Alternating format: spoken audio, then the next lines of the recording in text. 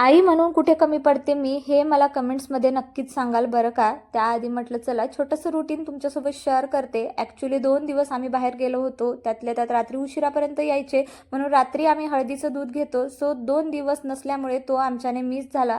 आता माझ्याकडे 2 लिटर दूध जे आहे ना ते शिल्लक होतं. आता या दुधाचं करायचं काय म्हणून मी इथे पनीर बनवायला घेतलं.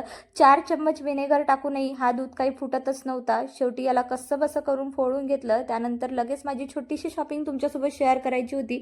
तर त्या 2 साड्यापैकी ही एक साडी मी घेतलेली होती आणि लगेच चिवची सुद्धा शॉपिंग तुमच्यासोबत शेअर करते. सो आई म्हणून मला एकच गिल्ट असते की मला समाजामध्ये, नातेवाईकांमध्ये आणि फ्रेंड सर्कलमध्ये एकच कमेंट्स येत असते, काय ग तुझी मुलगी खूप बारीक आहे, तू तिला खायला प्यायला देत नाही का. सो मी तर तिला भरभरून खायला प्यायला देते, पण तिची हाईट वाढते, वेट वाढत नाही. याच्यात माझं काय दोष, आय डोंट नो. मला तुम्ही कमेंटमध्ये नक्कीच सांगा की आई म्हणून मी कुठे कमी पडते आणि तुमच्याकडे काही वेट गेनबद्दल सोल्युशन असेल तेही सांगा.